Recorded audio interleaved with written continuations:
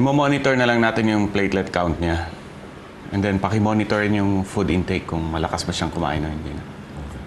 Sige. Nurse, kunan mo rin siya ng BP at temperature. Yes, Doc. Sige. Pabalik lang ako mamaya, ha? Sige po. Thank Salamat you. po.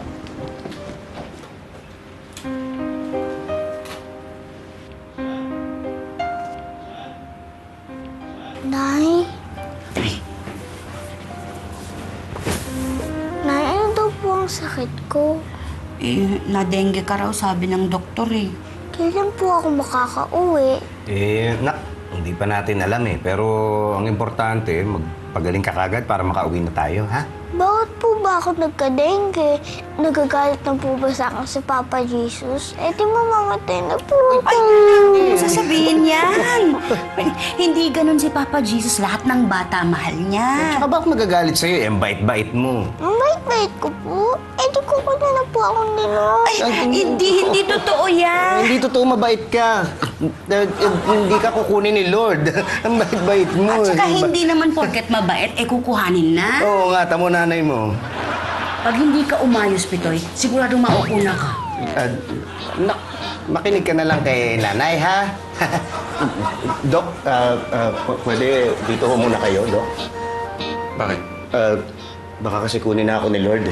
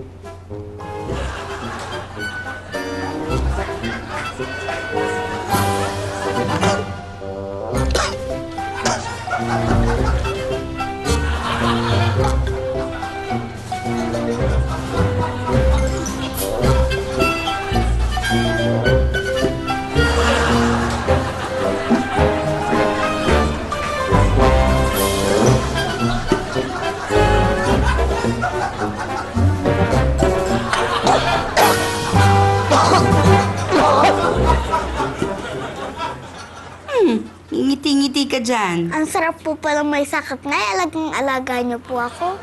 Ay, Clarissa, huwag kang nagsasalitaan ng ganyan, ha? Hindi maganda yan. Kahit naman wala kang sakit, inaalagaan ka namin, di ba? Opo, pero parang mas alaga niyo po ako na yun. Kasi nga, may sakit ka. Merong mga bagay na hindi ka po pwedeng gawin. Kaya dobleng alagaan namin ng tatay mo sa'yo. Eh di, kunwari na lang po, may sakit ako. Parang doble lang alaga niyo sa akin sa bahay. Mas lalong hindi tama yan kasi niloloko mo yung mga taong nag-aalala sa'yo. Hello? Ay, Doc, kamusta na ho? Good news. Out of danger na si Clarissa. And pwede na kayong umuwi anytime gusto nyo. Ihanda ko lang yung discharge sa nurse station, ha? Okay? Salamat po. Oh, pwede ka na umuwi, ha? Pwede ka na kumain kahit anong gusto mo. Sige. Thank you, Doc.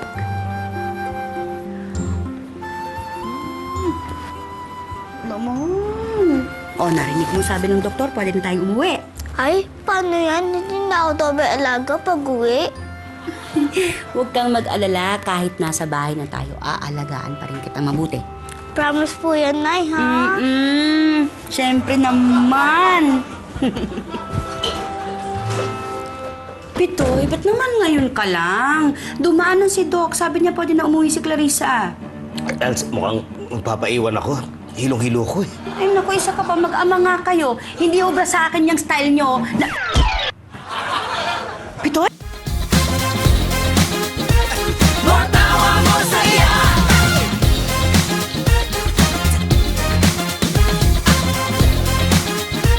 More